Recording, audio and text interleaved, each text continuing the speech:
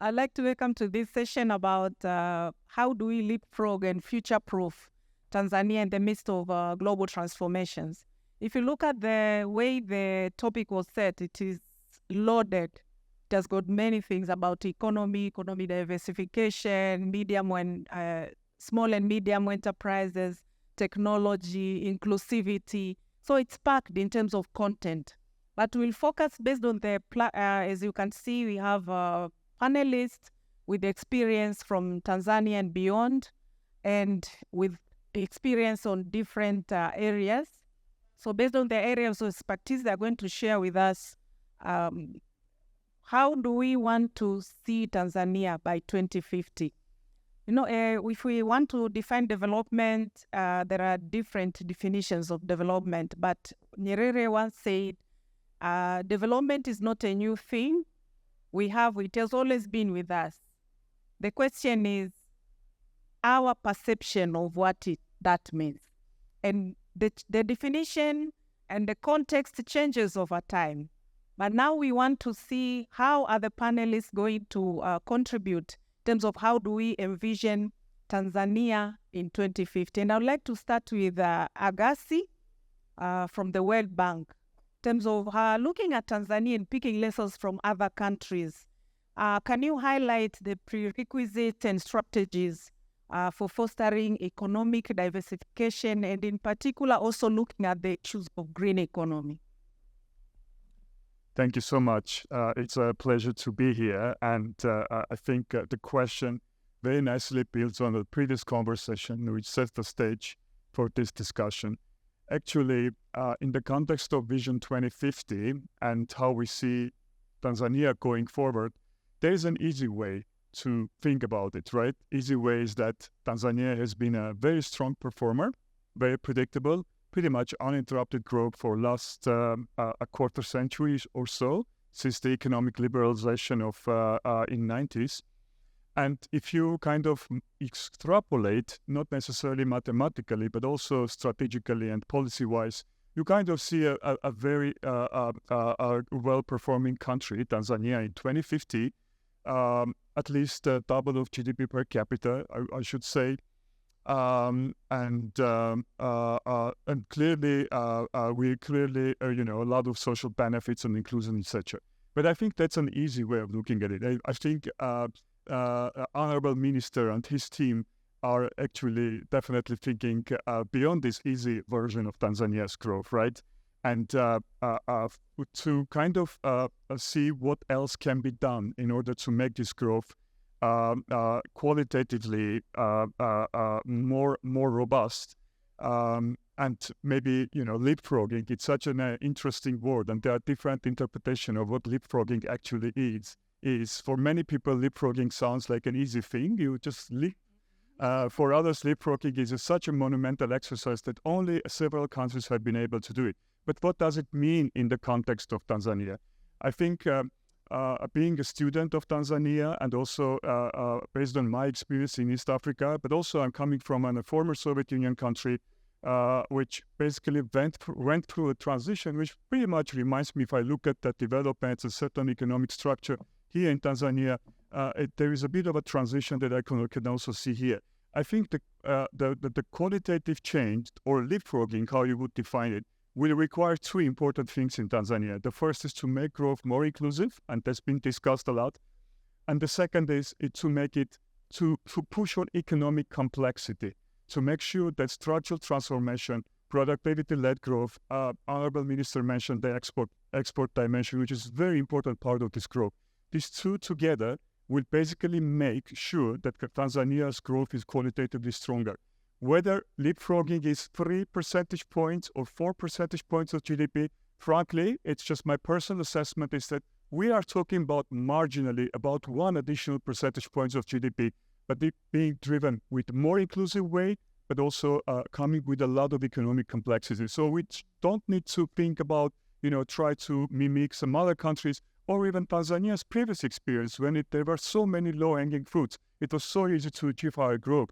I think it's not about achieving super high growth, like in high double digit. It's basically continuing the growth pattern, but making certain adjustments on the margins. So now, As far as the context is concerned for this particular meeting, where we have CSOs and CSOs' interest to see what is the space for their contribution going forward, I would like to highlight one aspect, which has to do with diversification, which has to do with green agenda. And this aspect is about public services. Sorry if it's kind of counterintuitive if people are expecting to hear something else, but that's the role of the CSOs have to play in government capacity to deliver public services. And I want to cast my net very broad. It has to do with government ability to mobilize resources for delivering public services. Tanzania has done an excellent job in dealing public services given the resource envelope that it had. Tanzania is collecting very little taxes, only 11% of GDP. Hopefully it's growing. We'll see. Hopefully it will grow even more. Tanzania has been very, very fiscally prudent, which is a big, big achievement. Being able not to overborrow and make sure that debt sustainability is not an important question for Tanzania. But at the same time, as you can imagine, it limits Tanzania's ability to invest in public services, right? So we're talking about two important things that came up in previous conversation. Education, human development, more broadly defined, but also infrastructure, business infrastructure. It means everything, digital, everything, and also towards making it more green. So these two things will require bigger resource envelope. And the role of CSOs here sometimes is overlooked. Sometimes people look at only accountability aspect, that CSO need to make sure that, accountability in terms of service delivery is there, which is very important, but there is also a flip side of it to help the government, the society define more broad society to come up with a new social compact, which comes with a bit of higher revenue mobilization potential, because at the end, it's basically, it's a big family, right? So everybody is part of the family. It's about how much to contribute and how making sure that the envelope for public service delivery is bigger and yet continue being the watchdog, however you want to define, the for CSOs, speaking with informally, but that the other aspect of being able to forge social consensus when there's a bigger eagerness to contribute to the budget, when people see that services are delivered in a commensurate way, and then it's a kind of a chicken and egg problem. A lot of people would put service delivery at the beginning before they start paying taxes, but it's a complex picture. There is no one solution, but in the long term, for 2050, to make sure that public services will respond to increasing economic complexity of this country, Tanzania will need to forge a new social compact around revenue mobilization. Okay, thank you so much. Building on your last point on service delivery and partnerships and the role of CSOs, I'd like to move to Frederick Msigala. Given your experience to work in the private sector and issues of inclusivity, including the people with disabilities, by 2050, how do you envision Tanzania leveraging partnerships between the government, private sector, non-government organizations on inclusivity, and particularly maybe in the health sector? Karibu-san. Thank you so much.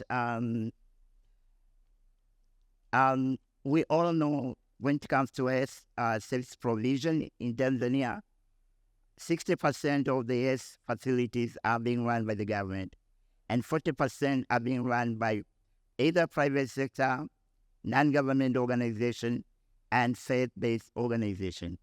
So we see that the private sector are contributing significantly in terms of provision of healthcare services to the Tanzanian. And as we know, the demand for healthcare services are increasing, while financial resources and human resources to cover or to meet those demands remains to be a challenge.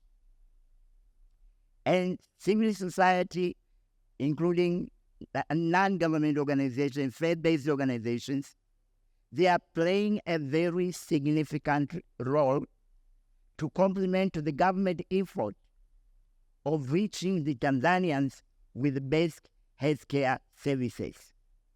So it is very, very important when I envision the 2050 Tanzania to have a very strong a strong partnership between the government and the non-government organization and the faith-based organization to work collaboratively to bring the healthcare services to the Tanzanians. Tanzania is implementing the universal health coverage, which requires everybody in this country, regardless where he is, regardless of his status, to have an equal access to healthcare services. And the government itself cannot reach all the Tanzanians in a large country like this. So, private sector and non-government organization and faith-based organization coming in to provide services to the Tanzanians is a very, very crucial and important aspect to be strengthened. So I see a Tanzania in 20, 50 years having a strong collaboration, a strong mutual understanding and working together to address the healthcare challenges that the Tanzanians are facing. But again, I see Tanzania creating enabling environment in terms of policies, in terms of plans, in terms of guidelines when it comes to healthcare provision. With a conducive environment, it will enable, I'm from the private sector, specifically non-government organization, and I'm working in the organization that is running a hospital. So I know the challenges and, the need that as an organization, we need from the government to support in terms of like financial resources and human resources so that these, organizations, healthcare facilities that are run by non-government organizations are able to reach many people in this country. So we need support from the government. We need resources to be allocated to the facilities that are either privately owned or are owned by, faith-based organizations. Many of them are getting, support from the development partners. But we know not all the time development partners will be there to provide such kind of support. So from the national cake, some resources should be allocated to the private sector owned health facilities so they are able to reach as many people and increase the coverage within the country. But also I see there is a need to capitalize on building the capacity or training healthcare providers. We know now we are running shortage. Of course, we recognize and we thank the government for its effort to improve infrastructure. Everywhere now we see health facilities are being built, be like dispensaries, health centers, hospitals. That's a very good move. But we need also human resources to be working in these facilities. And therefore, we need to capitalize on capacity building of healthcare providers so that they are able to provide quality, accessible, and inclusive healthcare services. And I would like to emphasize on the issue of inclusivity. We have many segments of groups in this country. For many reasons, they are unable to access healthcare services like other groups, particularly the group of people with disabilities, because of either lack of knowledge among the service providers to provide disability inclusive, lack of infrastructure that are friendly to them, lack of information which is accessible to people with visual impairment or people with hearing impairment. Some of them, they are not getting these services in the equal level or same level as those without disabilities. So I'm seeing Tanzania 2050 is able to provide equally, not actually equally, equitably, the services to all people in this country. When I'm saying equitably, I mean you get the services based on your needs. Thank you. I have my different needs. You have your different needs. You need the government need to consider all that. And lastly, all Tanzanians, people with disabilities, they have to be covered by insurance schemes. We have our special needs. Some of them are now not being covered in the insurance scheme. 2050, we want all our rehabilitation services, our assistive devices, everything. And these are actually very expensive services. People with disabilities, most of them are unable to afford them because they lack employment opportunities, income generating activities. And therefore, including them in the healthcare scheme is crucial to make sure that we are providing services to our people equitably. Thank you. Thank you so much, Frederick. The way the equitable provision of services is very important and key in healthcare provision of services. Philip, how can we leverage technology for economic diversification and particularly ensuring that there's inclusivity, also considering the fact that we have to talk and discuss about financial inclusivity? So how can technology support that? Karibu. Thank you, Josephine. So first of all, very excited to be on this panel because when I think of 2050, I'll probably be just about 70 years. And many of you here, in 2050 may sound like it's too far, but it's not. It's around the corner.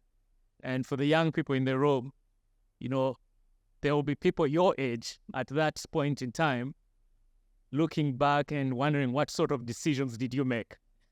So I think this is a very important session today, and the next few days as organized by the CSO are really important because it calls for us to really actively participate and contribute to the future we want and to the future that we will bequeath to our children. For me, 2050, Tanzania should be a digitally connected, inclusive, and resilient country. Earlier on today, the minister spoke about, economic growth as the driver for prosperity. And for me, I believe that those elements that I just spoke about are really key catalysts for economic growth. Digital is now the way of life. There is no dialing back. It's actually going farther forward and getting a lot more sophisticated, a lot more complicated.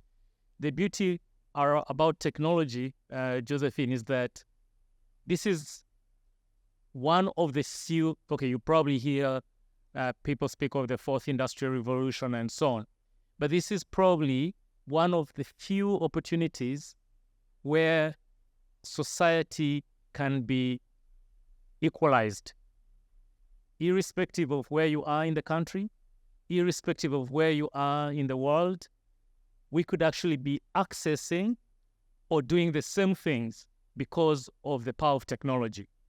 So you may be in Mtwara, someone may be in New York, another person may be somewhere in Estonia, but if we all have access to technology, we could be doing the same things. Today, I was speaking to a few people from Rwanda, and they have some BPOs, and they're running call centers for businesses in the UK, for businesses on the west coast of, call centers for businesses on the west coast of the US. And the person receiving the service on the other side doesn't know that the person they're talking to is in Rwanda. And these are the things that we should be able to do with technology, even here in Tanzania. So for me, I believe that technology, to your question, can help with driving economic diversification. I think that was the point made earlier on around how do we diversify. But it can also be a big catalyst for especially small, medium enterprises and home-owned businesses. It can be an enabler for innovation hubs. What are the things that we can do as Tanzania that are unique to us as Tanzania? We're speaking about green economy investments earlier on. Today, there's a lot of funding going towards that kind of investments, but underpinned by by technology in the background. I also believe, I think Frederick also spoke about education and skills. It's going to be key because technology on its own with an uneducated population will not suffice. We need our populations to be educated. I think there's a study by the GSMA that says only 25%, I think that was 2 years ago or so, about only 25% of Tanzanians are digital literate. That's a low number. We need to raise the bar. Of course, so many people have access to technology, but are they using it for the right things? As such, there's a need to integrate technology and digital literacy into our curriculum and make sure that right from the onset, from an early stage, that children, the young people are getting as many skills as possible towards technology and technological capability. Frederick just spoke about healthcare improvements. I think with technology here at our disposal, we're now able to do a lot of things that we previously could not do. Today, a doctor in San Francisco could actually be diagnosing a patient at Muhimbili with the help of technology, and vice versa. There is a monkeypox scare, for example, in some parts of East Africa. We could be sharing information with a doctor somewhere in France, somewhere in South America, and so on, so that they are able to actually co-create solutions to these issues. So that's the power of technology. And I think with further investment in that space, we would see a leapfrog. And then lastly, all these things will only be possible, obviously, if we invest in two things. One, the requisite infrastructure. And I'm glad to say that at different levels, private sector, government are investing in the infrastructure required. And then secondly, it's the relevant policies and regulations to enable all these technological aspects to actually blossom. I mean, you've heard about some of the scares that are coming through with, for example, AI. If it's irresponsibly used, how do we, it could be dangerous to society. So how do we make sure that the right policies, regulations that are pro-growth, pro-investment are not stifling that are in place, but also regulations that promote fairness and equitable access, like Fred said earlier. Okay, thank you. So how do you envision, like in 2050, as far as technology is concerned? You mentioned about infrastructure, appropriate infrastructure, regulatory frameworks, and the right skills. Having like the people having the right skills to take advantage of technology and also using technology. I think I can draw reference to maybe two countries where, and they may not be relevant in terms of geographical demographics and the starting point, but two countries that really stand out. And I think you can find this information, it's available to anybody that's interested, is what Estonia has done with technology and what Singapore have done. Estonia's digital society, I think today about 99% of government services, as an example, are accessible digitally and technologically. You can actually, in the palm of your hands, a phone in your hands, you can literally do everything and anything, access any government service, whether you're applying for an ID, a passport, education, whatever, anything.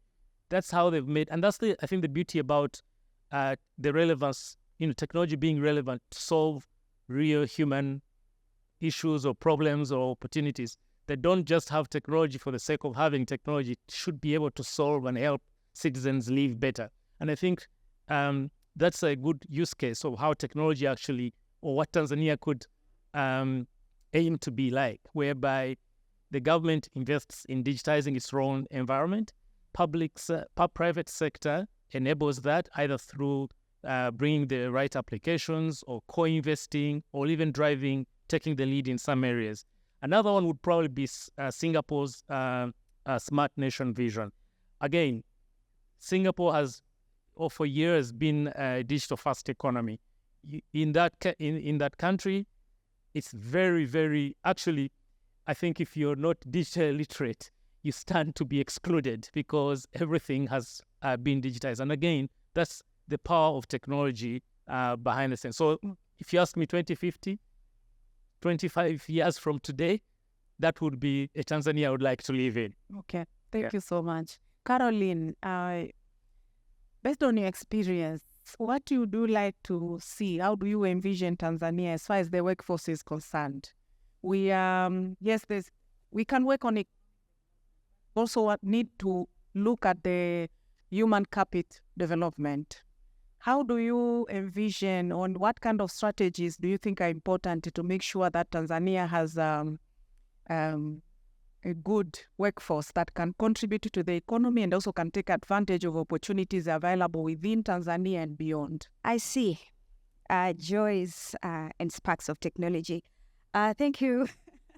Thank you very much, Dr. Kimara, for that wonderful question, but also a huge shout out to Foundation for Civil Society for putting this gathering together. I believe convening is power. We need to sit together so that ideas can cross-pollinate. And then when it comes to the workforce, I think a lot has been spoken. And I am super excited that the assumptions and the ideas that I had, some of them have been validated by sector leaders who have spoken previously. Education definitely is key. We need to be more skilled. My colleague had just spoken about technology and the opportunities that the technology that avail for the young people, for the population. But the biggest question is, do we have the skills? And I think for me, I see this as a great opportunity for the civil society organizations. Because civil society organizations, the good thing about them is all these people are proximate leaders. And for me, I say proximate leaders are leaders who are coming from communities, who deeply understand their communities, their challenges. And when we talk about equitable development, the idea is the needs which are happening the needs of Ubungo, the young people in Ubungo, are very different from the needs of my brothers and sisters from Kibondo, Kigoma. When we talk about, what are the opportunities we have out there, in Kigoma, I might be talking about, agriculture and all that stuff. Someone from Ubungo might be looking at all these other different opportunities. Then this is where the CSOs come in. And actually, I would like for the sector to reintroduce itself. Thank you so much, Mama Stigmata, for sharing the history of the sector.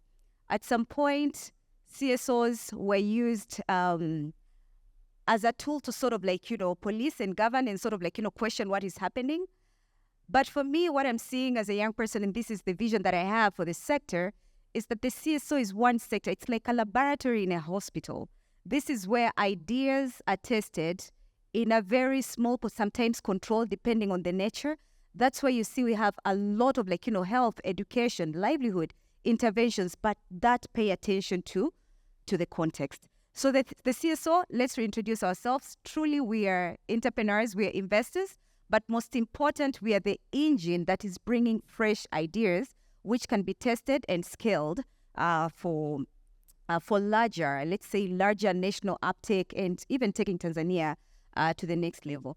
So when it comes to workforce, I see there's a huge opportunity for the CSO sector to sort of find different solutions which are making sense for different demographics, different groups, for youth in different geographies, so that we have much more realistic ambitions, because we can't have one size fits it all. And I think that has been one of the challenge. When I think development, then we want to have a blanket solution. I think CSO has a great opportunity to sort of galvanize new jobs, new technologies which can enable access to jobs in a way that really makes sense to the communities. Because my question had what are the reforms and what are some of the strategies that which we can use? I would love to share one example which really inspires me and that gives me a hope for the future. I'm super optimistic. African Leadership University is an African-founded university by a Ghanaian, very young man, Fred Swanika. It's maybe 10 years old or so. But when students are going to African Leadership University, they are not asked to just go online and then look for focus 1, 2, 3, and then choose, and then whichever one falls on you is the one that you get. At African Leadership University, when you go to apply, they ask you a question like, what problem are you seeing or you're interested in solving, or what social opportunity are you seeing and you're interested in solving? So basically, what does that mean to the learner who is going to African Leadership University? So they think about the solution. And what happens, the university then does not subscribe you to one course. Like if you sign up for BA I did mass communication, it's like you just do mass communication. But what ALU does, simple. The problem that you want to solve is green financing. Awesome. So here you need a bit of environment science that you should know, and you also need a bit of financial management, and I think you need also to do entrepreneurship course and all that stuff, and they create a combo.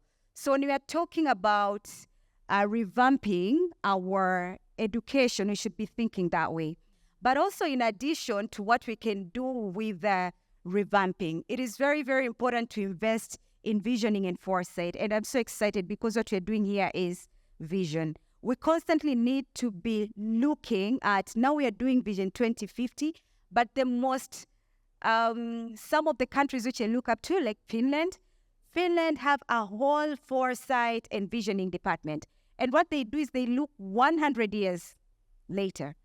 I am not sure. I was maybe pretty young when Mkukuta, I think that was the past. My brothers were there. I don't know how they were viewing technology and if AI was part of the conversation 25 years ago. So as we do this, when we're in position, we need to start thinking also further.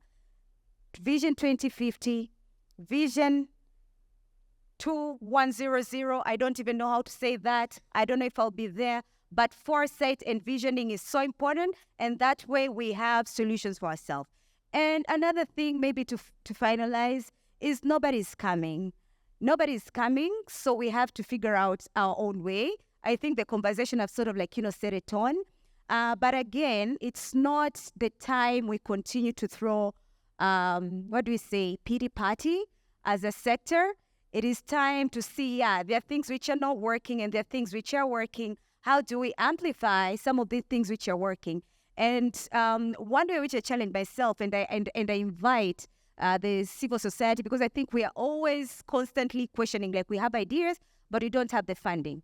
I am very sad that I work in Tanzania, I work in philanthropy, and we have just a handful of philanthropy organizations coming to Tanzania. If you ask them why, because they say it's so hard to work, it's so hard to find. What are we not doing? Why is it so hard to find? And why is it so hard to work with the people? Is that, the human capital, we don't have good people who can work for us. And again, good organizations, people are not doing documentation, people are not doing I think we are very modest people. So sometimes we don't play the amazing work that our sector and even our youth work.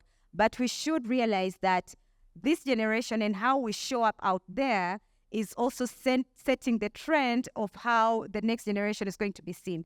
So we need, I think, to continue to innovate, and that has been spoken.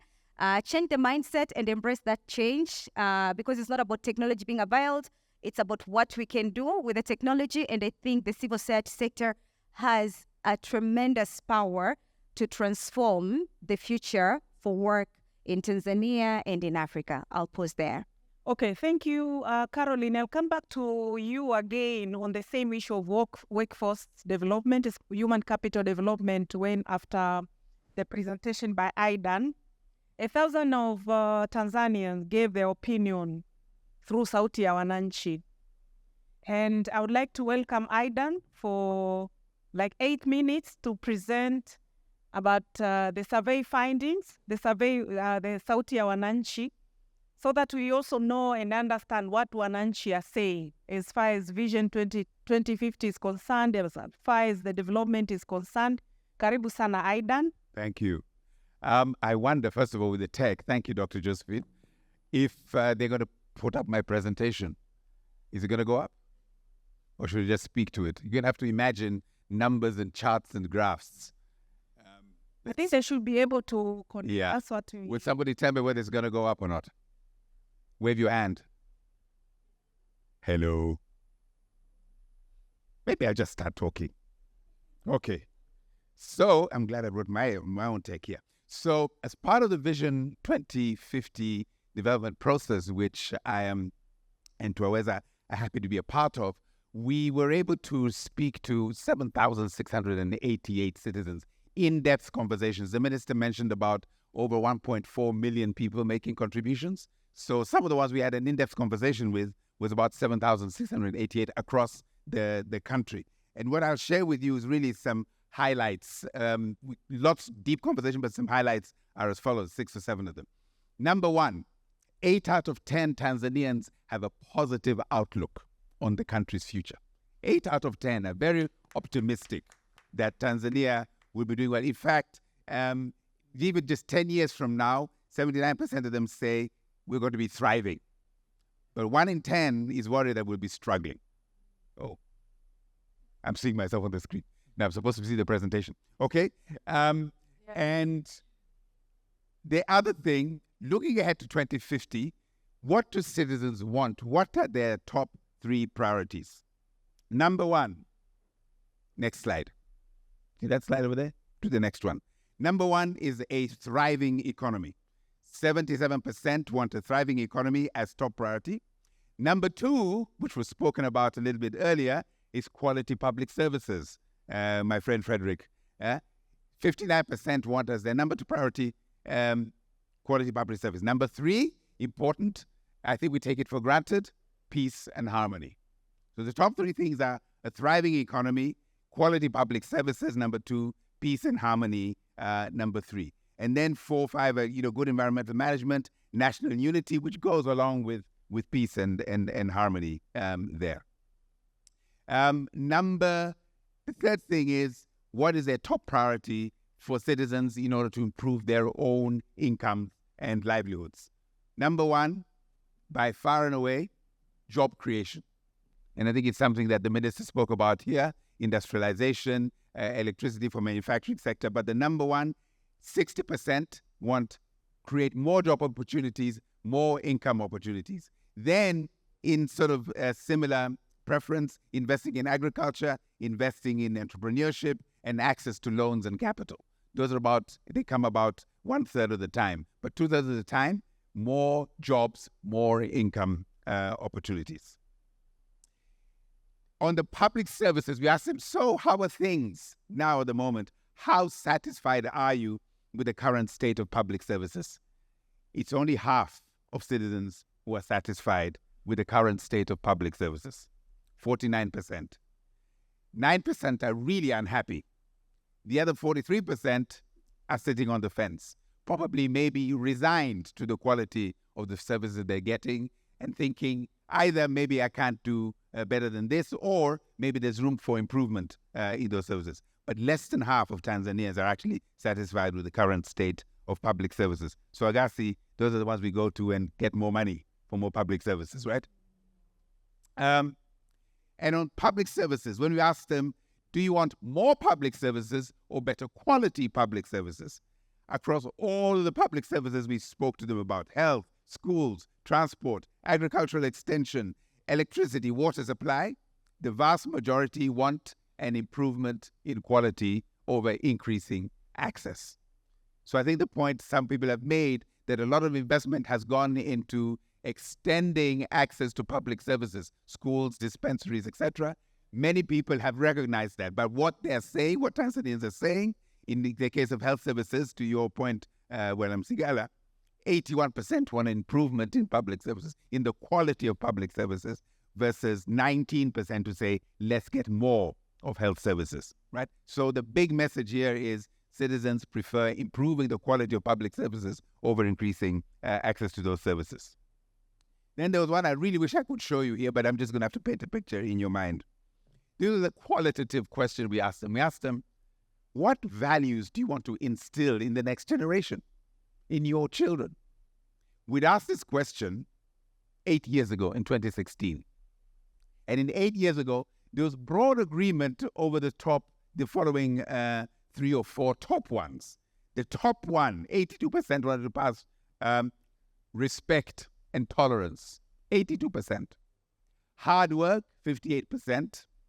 Obedience, utii, 48%. and religious faith, 36%. The rest were below 20. But these four, in general agreement, 8 years ago, came together at the top. 8 years later, it's changed. There is a lot more disagreement. So there isn't an outlier that says, hey, most of us want this. They all fall within between 30 and 25 and 30%. But here they are in order of ranking. Number one, hard work. 8 years ago, it was number two. It's gone to number one. Number two, religious faith. Number three, being responsible. And number four, imagination and creativity. Yeah? So there is a change in terms of the kinds of values that we want to pass on to the next generation. Where has tolerance and respect for others gone? It went from number one to number 6 in ranking. 24%, from 82% to 24%. Obedience went from number 3 to number 8. From number 3 to number 8. So it is interesting that communal values, tolerance, respect, obedience, seem to have gone down, and more individualistic values, hard work, being responsible, imagination and creativity, have gone up. And this is the kind of qualitative context, I don't know what to call it, the kind of energy that's going to energize people for the next 25 years. I think it resides quite a bit in here. Tanzanians want perhaps to go ahead further individually than perhaps was the case in the past. At least this is what we want to instill in our children. So I'll finish. In summary, headlines. Number one, Tanzanians are optimistic about the future. They put jobs and incomes at the top of their personal concerns, followed by healthcare. They want investment in health and education services, but priority is quality over access. They increasingly value hard work, religious faith, accountability, creativity, more than tolerance and obedience. Watch out, Mr. Minister. And this is especially, they prefer integrity and accountability over visionary leadership. They want people who deliver integrity and accountability over lots and lots of promises. Just get the job done. Thank you. Thank you so much, Aidan, for a good presentation. You see, there are issues that have been mentioned relating to values, mindset, issue related to culture, and issue related to governance, which are also very important and critical to be considered in Vision 2050.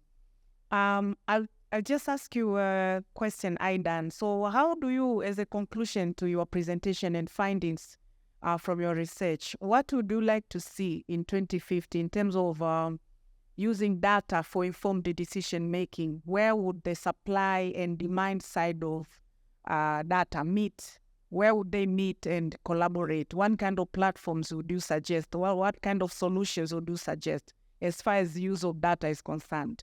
Okay, there was an old saying, I think it was coined either by The Economist or I can't remember which magazine, maybe Goldman Sachs, which said data is the new oil. Data is the raw material that is really going to drive a lot of what Philip is doing, in the tech space, artificial intelligence. But even before it gets all onto that integrity, data is also information that allows us to make good decisions. And I think we need to be much better at collecting, at analyzing, and at using data to make decisions in an increasingly turbulent and an increasingly volatile world. We need to use data to give us dashboards for our lives, Otherwise, we're really going to either, get in quite a bit of trouble. And in terms of using data, I like data. Those of us, World Bank, corporate sector, we live in a world of data. But I think we need to be much, much better at telling stories with the data that we have.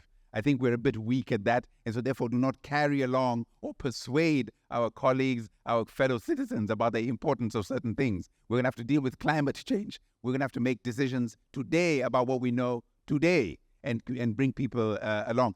I think there was a challenge, the controversial question that the minister put out there about population growth and having children. We've got data. We know that we're going to be about 130 million Tanzanians in about 25 years. That's double the population that we currently have because we're growing at that kind of rate. What plans do we have for an additional 60 million citizens in this country? That kind of data needs to be looked at, carefully understood. What kind of world are we going to build for an extra 60 million Tanzanians who are not yet born? Yeah. And we're going to have to live with them when he's 75 and I'm dead. Yeah, sometimes that can be scary. It can be scary, but let's face it, let's understand it, let's use it to make better decisions. Thank you so much. Coming to you, Caroline, looking at the presentation and from the findings, Sauti za Wananchi, what kind of recommendations would you make as far as the human workforce or human capital development is concerned? I think what I really found intriguing is people want jobs to be created while being entrepreneurial, investing in agriculture comes underneath that. So I think that is the element of mindset. Who is creating that job for you?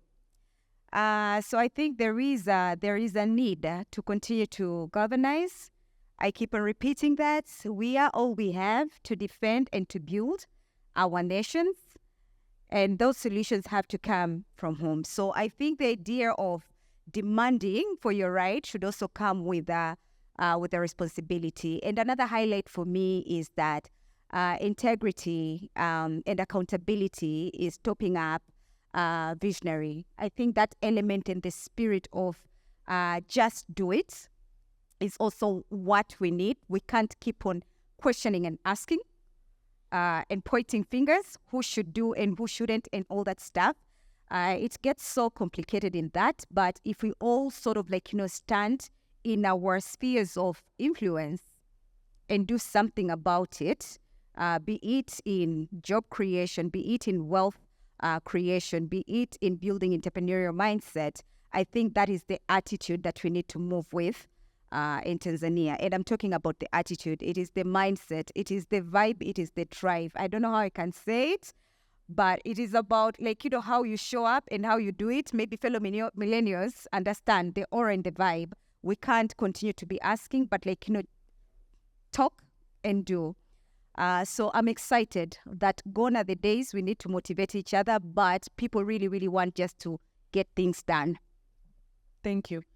Philip, how do you see looking at the findings from the Sauti za Wananchi, how do you think technology can bring solutions to the requirements or the expectations of the people, especially focusing on the young generation? And with the examples that we have given from other countries, with the experience working in other countries and in the technology sector, what will be the key critical solutions to support the young generation?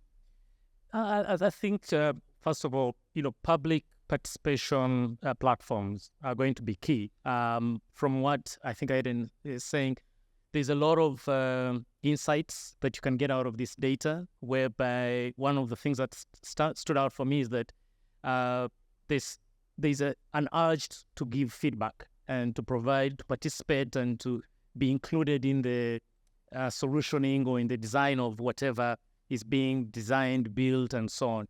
So I think public participation tools or platforms will be important.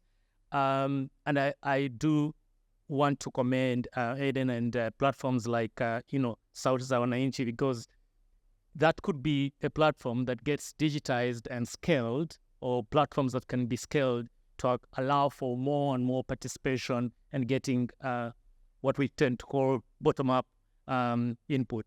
But I think for me, maybe to round it up, is that the key thing I take out of this is that young people want decision makers to act with speed. They want us to scale, do things on a bigger scale. And I think importantly, how do we sustain these things so that they're not just, it's not sort of tokenism where you do something and tomorrow it disappears. So really, speed, scale are going to be key with all the feedback that we are getting.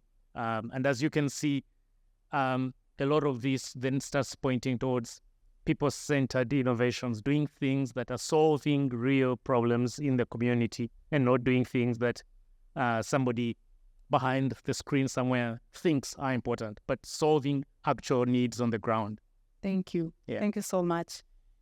Frederick, looking at the findings from Sauti ya Wananchi, how does that resonate with issues related to inclusivity and the points that you mentioned in the first round of questions? Thank you. Where we're saying people with disability, that nothing for us without us is very much related to the presentation that Aileen has just made. So on the findings, I think the top priority is job creation. Job creation should be inclusive to people with disabilities. When we are looking at, providing opportunity for employment, we need also to consider that there are people with disabilities who can work, and there are so many who have gone to school, they have their education, but they are not employed. Of course, we have the law, the Person with Disability Act, that requires any employer with more than 20 workforce, 3% should be people with disabilities. But to what extent that has been enforced is still a challenge. We are talking about equality vis-a-vis access. Yes, but I would ask my brother Aidan if one of the interviews were people with disabilities and what was their responses, and we don't respond now. But I'm just wondering, for people with disabilities, quality services has also to take into account inclusivity. And inclusivity cannot happen if there is no accessibility. So services, education services, healthcare services, the infrastructures are not accessible to people with disabilities. You have healthcare providers, they are doing a good job, but they are not trained on how to provide services to persons with disabilities based on their needs. So come 2050, an emphasis should be also to train our healthcare providers on disability inclusion in the services that they provide. And lastly, those are the two main things. I mean, we're talking about, you have mentioned about fast economic growth. Again, it should be an inclusive and sustainable economic growth that includes all, members of the society, despite of their, their disability, whether they are men or women, or their economic status. So to me, these are very important as I'm visioning the 2050 development plan of Tanzania. Thank you. Asante sana, Frederick. Now to my neighbor here, Azaki. Looking at the findings, how can the World Bank support ecosystem for innovation and investment? Looking that there is a decrease of development assistance, there are opportunities that are coming from the alternative sources of financing of various projects and interventions. How can the World Bank support innovation and investment on employment creation and supporting small and medium-scale enterprises in 2 minutes? Thank you so much, Dr. Josephine. Actually, first of all, I very much share the positive sentiment that you were able to capture. I think it goes without saying that there is a lot of ground to be positive about Tanzania. Actually, some of the specifics of these responses made me a little bit more optimistic, even more optimistic. From an economics policy kind of making point of view, you find super critical ingredients that will define country's development trajectory at household level, right? At the stakeholders level. You see there, hard work, responsibility. This is absolutely super critical ingredient. And I wouldn't worry about sort of a trade-off that you basically said, communal responsibility versus, individual. I strongly believe that harmony and peace and tolerance is a normal good in economic sense in Tanzania, meaning the richer population become, better off the population could become, they would like having even more of that. So I wouldn't really see a trade-off here given the peculiarities in Tanzania. So now, as far as what economic policy making can distill from this. So you have eager households that are optimistic, but they see their role. I think down the road, 25 years down the road, hopefully everything will be positive, and we'll and discuss, how Tanzania has been able to become an upper middle income country. Hopefully, we will discuss a lot of good things that the government has done. But anthropologists and scientists will also discuss most important decisions that were made at household level for their future prosperity. And again, it goes back to the point of Minister's point on savings, which is a very important part of the equation.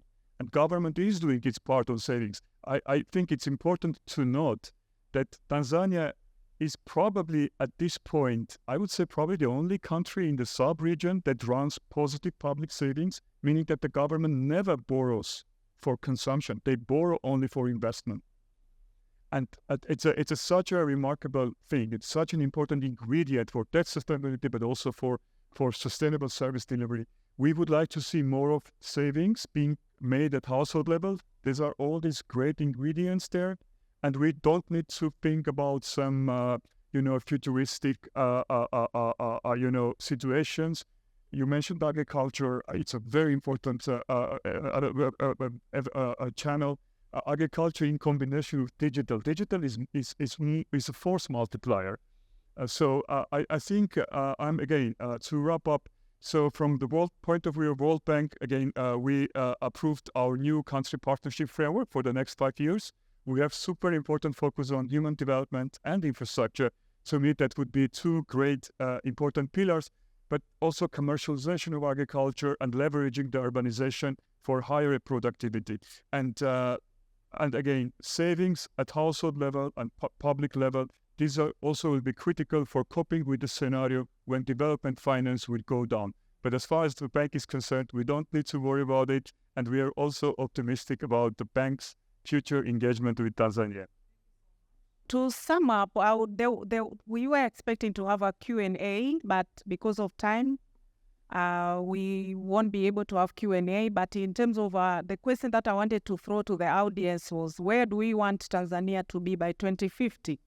And also, what is the main value that we need to uphold, or main key values that we need to uphold to take Tanzania to the 2050 we want?